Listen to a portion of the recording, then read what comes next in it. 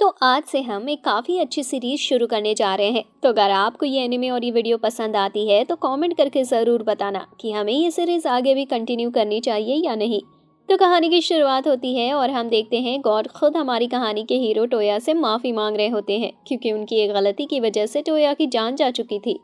हालांकि टोया इससे ज्यादा परेशान नहीं लग रहा था और वो गॉड को माफ भी कर देता है। साथ ही टोया को ये सब सच भी नहीं लग रहा था और वो सोच रहा होता है कि शायद अभी उसकी नींद से आंख खुलेगी और वो वापस अपनी जॉब पर चला जाएगा, पर ये सब सपना नहीं था। फिर टोया गॉड से पूछता है कि अब वो सच में मर चुका है तो उसके साथ क्या होने वाला है, जिस पर गॉड बताते हैं कि वो अपनी गलती सुधारने के लिए उसे वापस जिंदा करने वाले हैं। पर गॉड टोया को बताते हैं कि वो उसे उसी वर्ल्ड में नहीं भेज सकते जिससे टोया आया है, इसलिए उन्होंने टोया के लिए एक दूसरा वर्ल्ड ढूंढ लिया है। टोया कोई शिकायत नहीं करता और इसके लिए भी मान जाता है। फिर गॉड उससे पूछते हैं कि क्या कोई ऐसी चीज है जो वो उनसे मांगना चाहता है, जिस पर टोया पूछता है कि क्या वो अपना फोन दूसरे वर्ल्ड में ले जा सकता है। इस पर गॉड थोड़े हैरान होते हैं। फिर टोया कहने लगता है कि वो कितनी पागल वाली बात कर रहा है, वो तो दूसरे वर्ल्ड में अपना फोन चार्ज भी नहीं कर पाएगा। पर गॉड उसे बताते हैं कि चार्ज करना उसके लिए मुश्किल नहीं होगा क्योंकि वो मैजिक से भी चार्ज कर सकता है। यह सुनकर टोया काफी हैरान होता है कि वो अपने नए वर्ल्ड में मैजिक का भी यूज कर सकता है। जिसके बाद टोया नींद से उठता है और वो अपने नए वर्ल्ड में आ चुका था। टोया एक रास्ता देखता है और सोचता है कि अगर वो इसी रास्ते पर चलता रहे तो जरूर किसी सिटी तक पहुंच ही जाएगा। पर तभी टोया के पास गॉड का एक कॉल आता है और वो उसे बताते हैं कि उन्होंने टोया के फोन पर मैप इस वर्ल्ड के हिसाब से चेंज कर दिया है, तो उसे कहीं भी भटकने की जरूरत नहीं है। जिस पर टोया गॉड को थैंक्स करता है। फिर टोया मैप की मदद से अपने सबसे पास वाली सिटी की तरफ जाने लगता है। तभी ये गाड़ी भी टोया के पास से जाती है, पर थोड़ा आगे जाते ही वो गाड़ी रुक भी जाती है और उसमें से एक आदमी बाहर आकर टोया से कहता है कि वो उसके कपड़ों के बदले उसे कोई भी कीमत देने के लिए तैयार है। टोया ये देखकर काफी खुश होता है कि इस वर्ल्ड में भी उसके जैसे ही भाषा बोली जाती है। फिर टोया एक सिटी में आ जाता है जहाँ वो आदमी टोया को उसके कपड़ों के बदले में कॉइन देता है और उसे पहनने के लिए नए कपड़े भी देता है। फिर टोया उस आदमी से कुछ टाइम रहने के लिए किसी होटल का पता पूछता है, जिस पर वो आदमी एक अच्छे होटल का रास्ता बता देता है। हालांकि टोया इस वर्ल्ड की भाषा नहीं पढ़ पा रहा था। फिर टोया होटल की तरफ जा रहा होता है, पर तभी वो कुछ आवाजें सुनता है और हम देखते हैं कि दो गुंडे दो लड़कियों को परेशान कर रहे हैं। उन गुंडों ने उन लड़कियों से कोई कांच की चीज खरीदी थी, पर उस पर निशान होने की वजह से वो उसके काफी कम पैसे दे रहे थे। फिर वो लड़की उनसे ना खरीदने की कहती है, पर वो गुंडे इसके लिए भी नहीं मानते। तभी वहाँ टोया आ जाता है और उन लड़कियों से कहता है कि क्या वो उनकी ये कांच की चीज एक गोल्ड कॉइन में खरीद सकता है। वो लड़की भी इसके लिए मान जाती है। तभी टोया उस चीज को तोड़ देता है। ये देखकर वो गुंडे काफी गुस्से में आ जाते हैं और टोया कहता है कि वो अपनी चीज के साथ कुछ भी कर सकता है। फिर वो गुंडे टोया पर अटैक करने लगते हैं। तभी हम पास्ट का सीन देखते हैं जहां गॉड टोया को काफी सारे पावर्स दे रहे होते हैं, जिससे कोई भी आसानी से टोया को हरा ना सके। अब टोया काफी आसानी से उन दोनों गुंडों को हरा देता है। अब टोया उस लड़की को एक गोल्ड कॉइन दे देता है। फिर वो लड़की टोया को थैंक्स करती है उनकी मदद करने के लिए और अपना नाम एलिस बताती है और साथ ही उसकी छोटी बहन है जिसका नाम है लिन। फिर टोया उन्हें बताता है कि वह सिल्वर मून होटल को ढूंढ रहा है, जिस पर लिन कहती है कि वो दोनों भी उसी होटल में रह रहे हैं। जिसके बाद वो दोनों बहनें टोया को होटल ले आती हैं।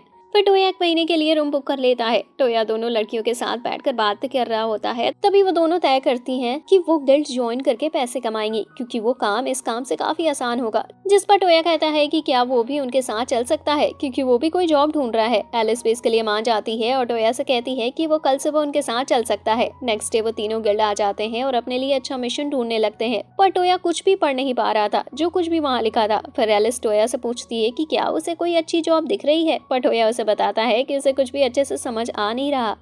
जिस पर एलिस कहती है कि क्या सच में वो कुछ पढ़ नहीं सकता। टोया शर्माते हुए हाँ करता है। फिर वो कुछ वुल्फ को मारने का मिशन ले लेते हैं और टोया अपने लिए एक स्वॉर्ड खरीद लेता है जिससे उसे मदद मिलेगी। फिर वो तीनों फॉरेस्ट में आ जाते हैं और सभी वुल्फ को मारने लगते हैं। कुछ ही देर में वो आसानी से सारे वुल्फ को मार भी देते हैं। फिर वो गिल्ड वापस आते हैं और मिशन पूरा करने के लिए उन्हें 18 कॉपर कॉइन दिए जाते हैं। जिसके बाद तीनों वापस होटल आ जाते हैं और एलिस टोया का थैंक्स करती है उनके साथ चलने के लिए क्योंकि उसकी मदद से उनका मिशन काफी ज्यादा आसान बन गया।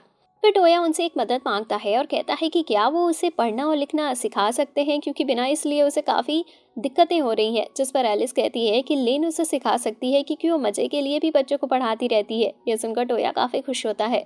फिर टोया लिन से उसे मैजिक भी सिखाने की कहता है क्योंकि वो मैजिक भी ट्राई करना चाहता है। जिस पर लिन उसे बताती है कि हर कोई मैजिक नहीं यूज़ कर सकता। टोया को पहले अपना एप्टीट्यूड चेक करना होगा जिससे उन्हें पता चलेगा कि वो कौन सा मैजिक यूज़ कर सकता है, और जिसके बाद कोई एप्टीट्यूड नहीं होता वो कभी भी मैजिक यूज़ नहीं कर सकता चाहे वो कितनी भी कोशिश कर ले। फिर लिन 7 स्पेल स्टोन टोया के सामने रखती है और बताती है कि इनकी मदद से उन्हें पता चल सकता है कि टोया कौन सा मैजिक यूज़ कर सकता है।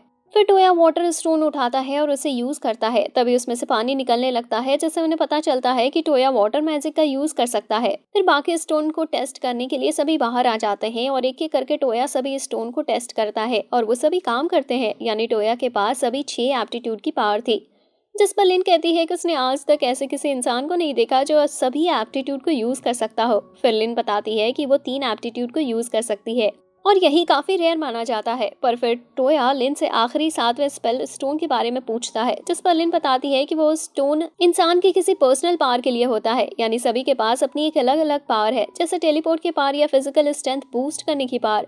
फिर लिन टोया से उसे भी ट्राई करने की कहती है और जैसे ही टोया टेलीपोर्ट मैजिक का यूज करता है, वो उसे यूज कर पा रहा था। ये देखकर वो काफी हैरान हो जाता है।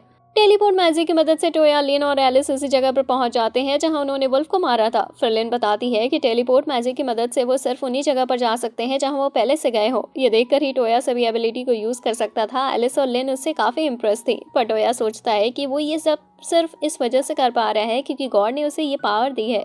तभी उस कैफे के रिसेप्शनिस्ट और शेफ उनके पास आती हैं और उनसे पूछती हैं कि क्या वो उन्हें कुछ ऐसे खाने की चीज़ बता सकते हैं जो लोगों को पसंद आए। जिस पर टोया उन्हें आइसक्रीम के बारे में बताने लगता है। असल में इस दुनिया में आइसक्रीम नहीं थी, तो ये इन सभी के लिए एक नई चीज़ थी। फिर टोया अपने फ़ोन से देखकर उन्हें आइसक्रीम की रेसिपी बता देता है। कुछ देर की मेहनत के बाद आइसक्रीम बनकर तैयार भी हो जाती है, जो उन सभी को काफ़ी पसंद आती है। तभी एलिस टोया से उसके फ़ोन के बारे में पूछती है कि वो क्या चीज़ है, जिस पर टोया कहता है कि वो एक मैजिकल डिवाइस है जो चीज़ें याद रखने में उसकी मदद करता है। फिर टोया एलिस और लिन का थैंक्स करता है उसे मैजिक सिखाने के लिए।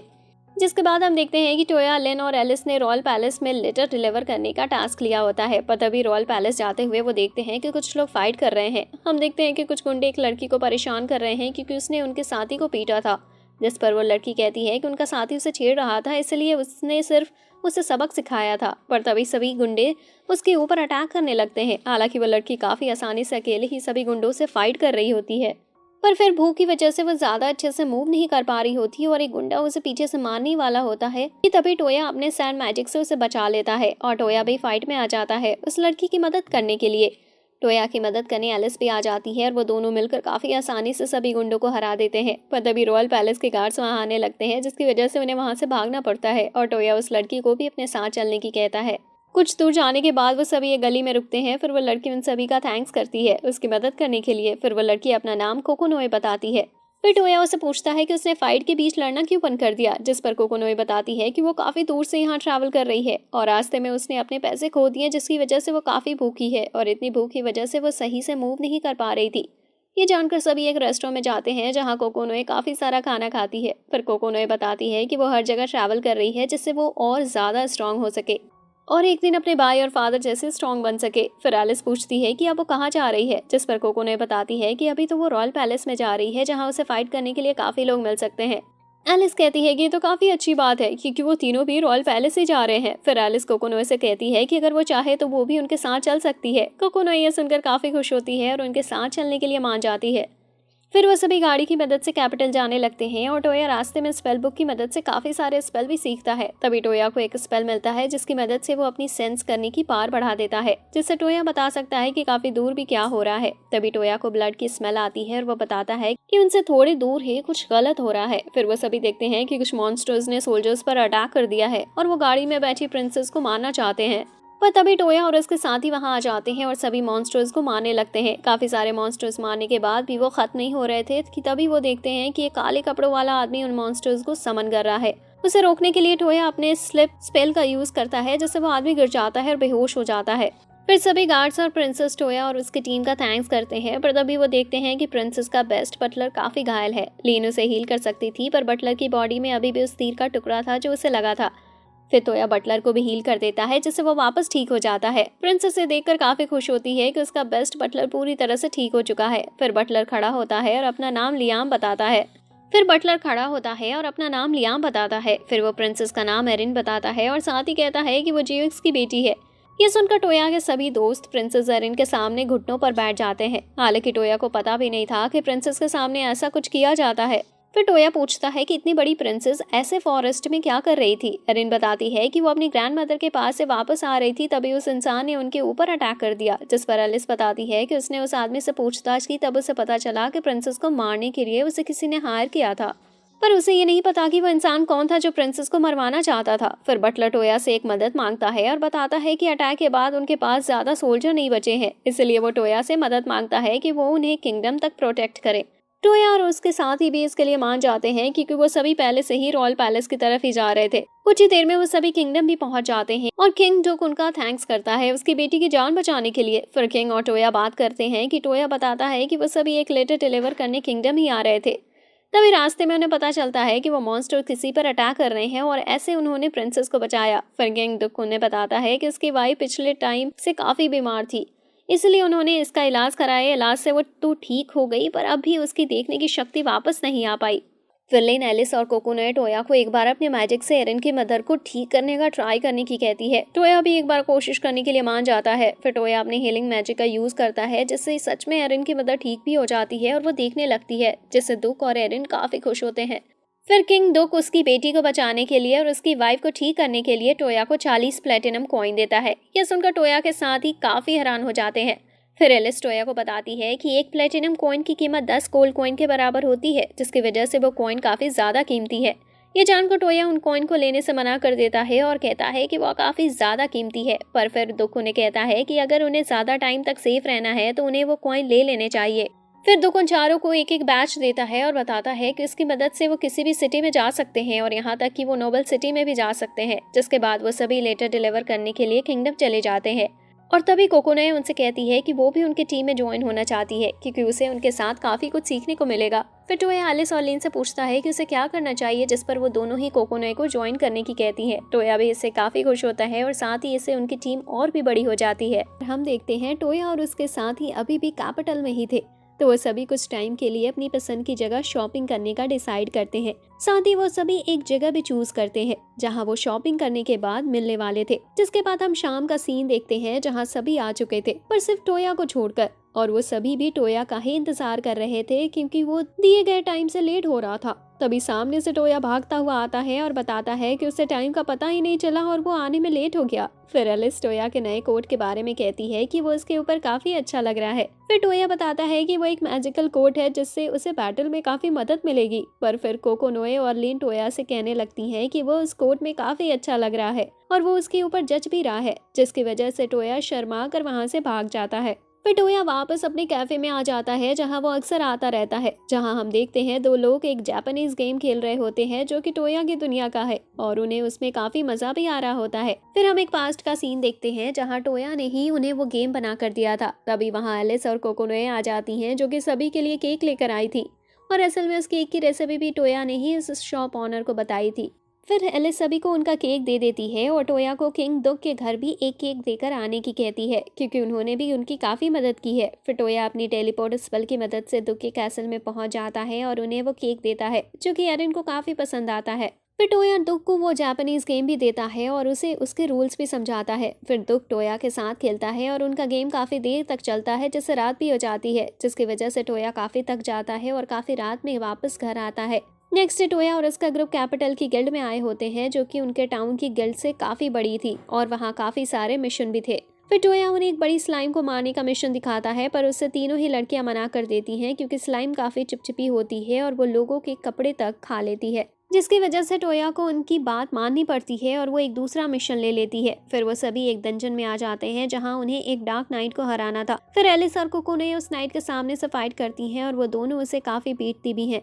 फिर टोया लिन से उस नाइट के पैर बस से जमा देने की कहती है जिससे वो उसके ऊपर अटैक कर सके। लिन भी ऐसा ही करती है और उसके पैर जमा देती है, जिससे टोया उसके ऊपर अटैक करता है और वो नाइट खत्म हो जाता है।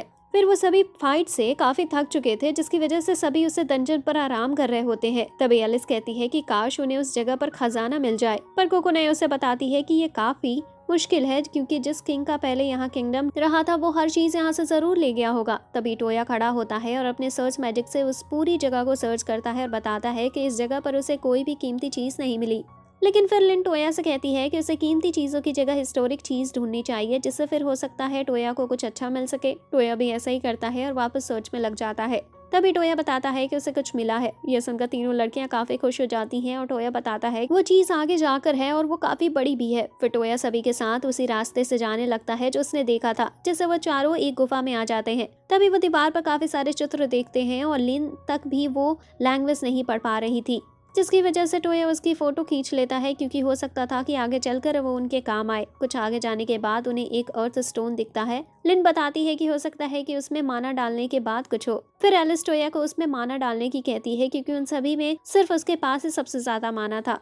टोया एलिस की बात मान लेता है और उस स्टोन में कुछ माना डाल देता है, पर तभी उन्हें कुछ झटके महसूस होते हैं और तभी उनके सामने गेट खुल जाता है। फिर अंदर जाने के बाद उन्हें एक बड़ा सा गोल ग्लास मिलता है, पर टोया उसके ऊपर नहीं देख पा रहा था कि क्या था। पर तभी अपने आप लिन का लाइट स्पेल कम होने लगता है और उसे समझ भी नहीं आ रहा था कि ये हो क्या रहा है। तभी वो देखते हैं कि वो ग्लास जैसी चीज चमकना शुरू कर रही है, जिस पर टोया बताता है कि वो लिन की लाइट ऑब्जर्व कर रही थी और जिंदा हो रही है। तभी टोया सभी को अपने टेलीपोर्ट स्पेल से बाहर ले आता है। फिर कोकोनो बताती है कि वह जरूर मैजिकल बीस्ट रहा होगा, पर तभी वो बीस्ट उस जगह से बाहर आ जाता है और उन सभी के ऊपर अटैक करने लगता है। फिर लिन उसके ऊपर फायर से अटैक करती है, पर वो लिन का फायर मैजिक भी अब्सॉर्ब कर लेता है, जिससे और वो ज्यादा स्ट्रॉन्ग बन जाता है। कोकोनो बीस्ट पर अपनी स्वॉर्ड से अटैक करती है, जिससे सिर्फ एक छोटा सा निशान आता है। फिर एलिस भी बीस्ट पर पंच मारती है और उससे एलिस को ही झटका लगता है। अब टोया लिन को बताता है कि वो बीस्ट सिर्फ उसकी मैजिक को ऑब्जर्व कर सकता है, जिसमें डायरेक्ट मैजिक का यूज हो रहा है। फिर लिन एक काफी बड़ी आइस बनाती है और उस बीस्ट पर मार देती है, जिससे वो बीस्ट गिर जाता है। तभी एलिस आकर उस बीस्ट के पैर तोड़ देती है, जिससे सभी खुश होने लगते हैं कि उन्होंने उसे हरा दिया। पर तभी वो बीस्ट चमकता है और अपने आप को रीजनरेट कर लेता है। ये देखकर सभी काफी हैरान होते हैं। तभी वो बीस्ट एलिस को मारकर घायल कर देता है। फिर टोया लिन और कोकोनो को उस बीस्ट का ध्यान भटकाने की कहता है और एलिस को हील करने आ जाता है। कुछ ही देर में टोया एलिस को हील कर देता है। तभी टोया के दिमाग में एक प्लान आता है और वो इसके लिए एलिस की मदद मांगता है, जिसके बाद टोया सामने आता है और जिस मैजिक से उसने बटलर का तीर निकाला था, उसी बटलर से उसी तरह से उस बीस्ट का लाल कोर निकाल लेता है और तभी उसे एलिस की तरफ फेंक देता है। तभी एलिस उस पर पंच मार कर उसे तोड़ देती है, जिससे वो बीस्ट मिट्टी में बदल जाता है और खत्म हो जाता है। फिर एलिस पूछती है कि उसे कैसे पता चला कि उस बीस्ट को हराने के लिए उसका कोर खत्म करना होगा, जिस पर टोया बताता है कि जब उसने लिन का मैजिक अब्सॉर्ब किया था तब सबसे पहले उसका लाल कोर ही चमका था और वैसे भी उसकी बॉडी तोड़ने से कोई फर्क नहीं पड़ा था। फिर वो सभी उस बीस्ट के बारे में दुख को सारी बात बता देते हैं, पर दुख कहता है कि वो अपने कुछ लोग जरूर उस जगह और भेजेगा, जिससे पता चल सके कि वहाँ असल में क्या था। पर टोया बताता है कि अब वो जगह पूरी तरह से टूट चुकी है, पर उसके पास उस जगह की फोटो है। टोया की खींची फोटो देखकर दुख काफी हैरान होता है और कहता है कि ये मैजिक तो काफी शानदार है।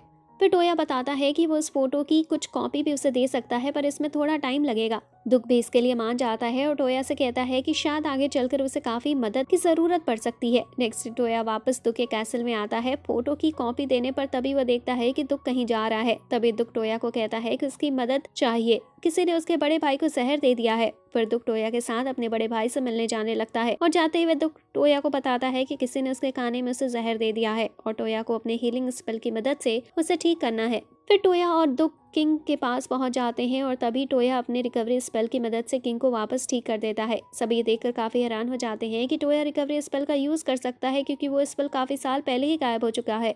फिर किंग और सभी टोया की मदद के लिए थैंक्स करते हैं और किंग का जनरल बताता है कि जरूर किंग की वाइन में ही जहर रहा होगा, क्योंकि वाइन पीने के बाद ही किंग जमीन पर गिर गए। टोया भी इस मामले में तहकीकात करता है और उसे अपने सर्च मैजिक से पता चल जाता है कि किंग को जहर किसने दिया था। फिर टोया सभी लोगों को एक रूम में बुलाता है और किंग की क्लास में एक आदमी को वाइन पीने की कहता है, पर इससे वो आदमी काफी घबरा जाता है और मना करने लगता है। पर जनरल उसे जबरदस्ती वाइन पिला देता है, जिससे वो आदमी कहता है कि कोई उसकी मदद करो वरना वो मर जाएगा। पर तभी टोया उसे बताता है कि उसने ग्लास का जहर पहले ही साफ कर दिया। फिर टोया उसे पूछता है कि उसे कैसे पता कि ग्लास में ही जहर था।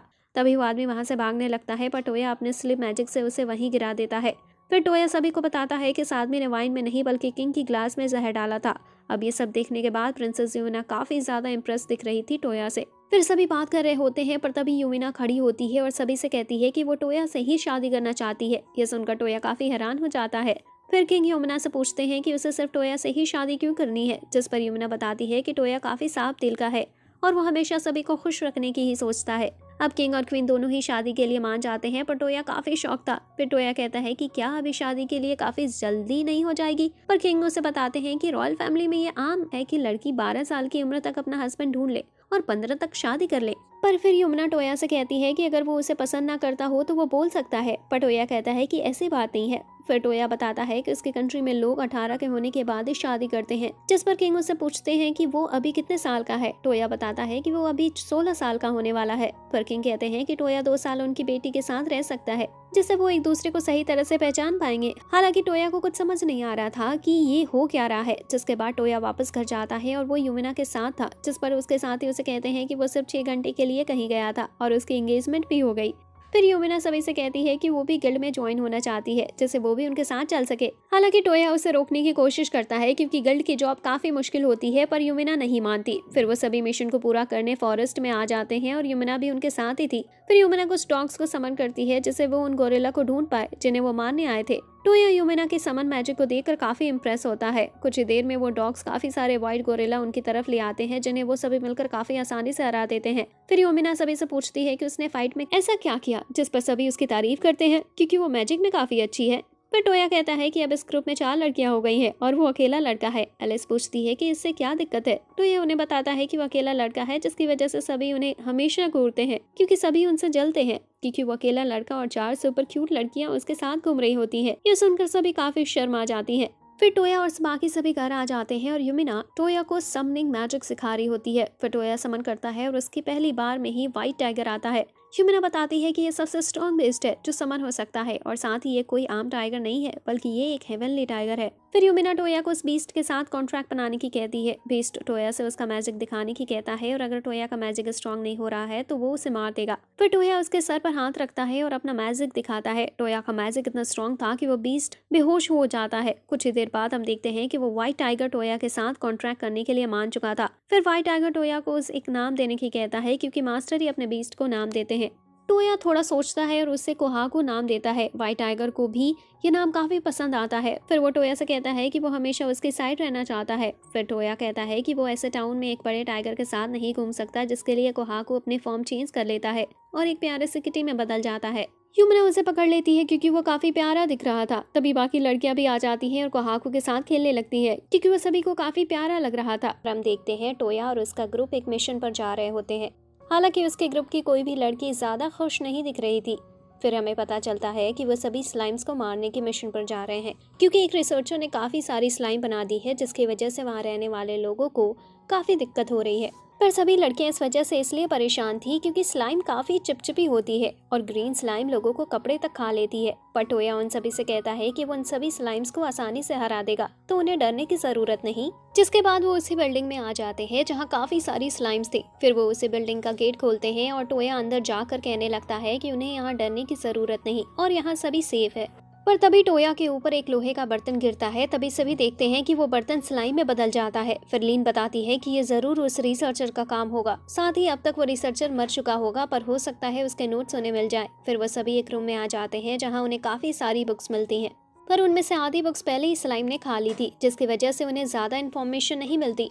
फिर सभी बाकी जगह तलाश करने जाने लगते हैं, पर तभी उनके सामने काफी सारी स्लाइम आ जाती हैं। फिर उनसे बचने के लिए सभी सीढ़ियों से ऊपर चले जाते हैं। हालांकि वो स्लाइम उनके पीछे ऊपर नहीं आती, पर तभी वो देखते हैं कि उनके ऊपर वाली मंजिल पर भी स्लाइम है और तभी वो स्लाइम कुछ चिपचिपी चीज निकालने लगती है। उस चिपचिपी चीज की वजह से सभी गिरने लगते हैं और फिसल कर नीचे गिर जाते हैं, पर कोहाकू टोया को गिरने से बचा लेता है। पर तभी लड़कियां नीचे गिर जाती हैं और ग्रीन स्लाइम उनके कपड़े भी खाने लगते हैं। पर टोया उन्हें बचाने के लिए गेट स्पेल की मदद से वापस ऊपर ले आता है। टोया उनकी तरफ देखकर काफी शर्मा रहा था, जिसकी वजह से एलिस खड़ी होकर टोया के पेट में मुक्का मार देती है। फिर उन सभी को व्हाइट कपड़ा मिल जाता है जिसे वो सभी पहन लेते हैं। फिर सभी और आगे जाने लगते हैं और उन्हें कुछ पुतले भी मिलते हैं जिनकी बॉडी पार्ट तक भी स्लाइम में बने हुए थे। यूमिना को उन स्लाइम पर इतना गुस्सा आता है कि वो सभी स्लाइम को अपने विंड मैजिक से मार देती है। फिर वह सभी एक रूम में पहुंच जाते हैं जहां वो उसी स्लाइम रिसर्चर के कंकाल को देखते हैं और तभी उन्हें उसकी लास्ट बुक भी मिलती है। तभी उनके सामने कुछ स्लाइम आती हैं जो चारों लड़की की तरह बदल जाती हैं। ये देखकर सभी टोया की आंखें बंद करने लगती हैं और तभी एलिस आकर टोया को मारकर बेहोश कर देती है। जिसके बाद हम देखते हैं कि वो सभी उस बिल्डिंग को जला देते हैं जिससे वो स्लाइम किसी को परेशान न कर सके। नेक्स्ट डे टोया कोहाकू के साथ टाउन में घूम रहा होता है और तभी वो देखता है कि कोकोनोए एक लड़की के साथ खड़ी थी। टोया कोकोनोए के पास जाता है और वो उसे बताती है कि उस छोटी बच्ची की मम्मी खो गई है। टोया उसकी मदद करने के लिए अपने सर्च मैजिक का यूज करता है, पर उसे उसकी मम्मी नहीं मिलती। टोया बताता है कि सर्च एक काफी अच्छा स्पेल है, पर वो उसकी मदद से सिर्फ अपने पास की ही चीजें ढूंढ सकता है। पर फिर टोया अपने फ़ोन के मैप को एनचेंट कर देता है, जिससे वो उसमें सिर्फ उस लड़की की मदर का नाम लिखकर ही उन्हें ढूंढ लेता है। कुछ ही देर में टोया उस लड़की को उसकी मदर तक भी पहुंचा देता है। फिर कोकोनोए टोया से पूछती है कि ये उसने कैसे किया, जिस पर टोया बताता है कि उसने सिर्फ अपने सर्च मैजिक को उसके फ़ोन के मैप से जोड़ दिया, क्योंकि वो सर्च मैजिक से सिर्फ अपने पास की चीज़ों को ही ढूंढ सकता है।